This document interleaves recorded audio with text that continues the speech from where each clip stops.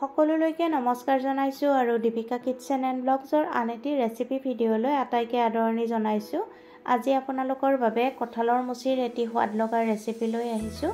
আশা কৰোঁ আপোনালোকে ৰেচিপিটো শেষলৈকে চাব আৰু চাই ভাল পালে ভিডিঅ'টোত লাইক, কমেণ্ট, শ্বেয়াৰ আৰু দীপিকা কিটচেন চেনেলটো ছাবস্ক্ৰাইব কৰি ৰাখিব। তেতিয়াহে মোৰ আহিবলগীয়া ভিডিঅ'ৰ নটিফিকেশ্যনবোৰ সৰ্বপ্ৰথমে পাব। কঁঠালৰ মুচিৰ তৰকাৰীৰ বাবে কঁঠালৰ মুচি এটা ল'ব আৰু হাতখনত আৰু চুৰিখনত তেল সানি ল'ব আৰু এনেকুৱাকৈ তেল সানি ল'লে হাতত অলপো আঠা লাগি নাথাকে। আৰু এতিয়া কঁঠালটো কাটি ল'ব আৰু কাটি আঠাখিনি আঁতৰাই ভালকৈ ধুই ল'ব আৰু এতিয়া কুকাৰত দি দিব আৰু পানী অলপমান আৰু নিমখ দি প্ৰথমতে সিজাই ল'ব লাগিব। আৰু এয়া সিজাই লোৱা হৈছে আৰু তাৰপিছত বাকলিখিনি আঁতৰাই আৰু মাজৰ ডাঠ অংশখিনি কাটি পিচ পিচকৈ কাটি ল'ব।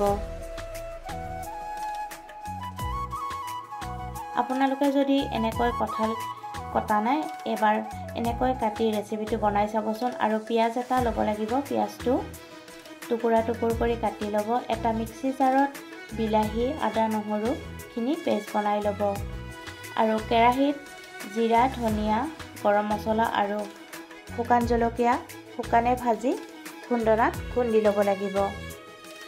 আনফালে সেই কেৰাহীটোতে তেল গৰম কৰি কাটি লোৱা আলু দুটা দি সোৱাদমতে নিমখ হালধি দি অলপ ৰঙচুৱা কৰি ভাজি উঠাই ৰাখিব। পুনৰ সেই তেলতে জিৰা, ধনিয়া, তেজপাত আৰু শুকান জলকীয়া, পিঁয়াজ দি কিছু সময় ভজাৰ পিছত বনাই লোৱা বিলাহী, আদা, নহৰুৰ পেষ্টখিনি দি ভালদৰে ভাজিব লাগিব। এতিয়া সিজাই লোৱা কঁঠালখিনি দি দিব আৰু তাৰপিছত সোৱাদমতে নিমখ হালধি দি ভালকৈ ভাজিব লাগিব। এতিয়া আগতে ভাজি থোৱা আলুখিনি দি পুনৰ কিছু সময় ভজাৰ পিছত জোখমতে পানী দি উতলিবলৈ দিব।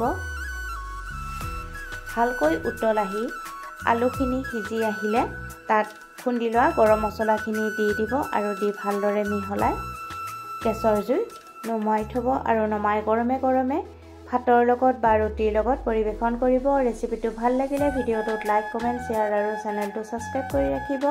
পুনৰ উপস্থিত হ'ম এটি নতুন ৰেচিপি ভিডিঅ'ৰ সৈতে। আজিলৈ আহিলোঁ। ভিডিঅ'টো শেষলৈকে চোৱাৰ বাবে আপোনালোকক বহুত বহুত ধন্যবাদ জনালোঁ।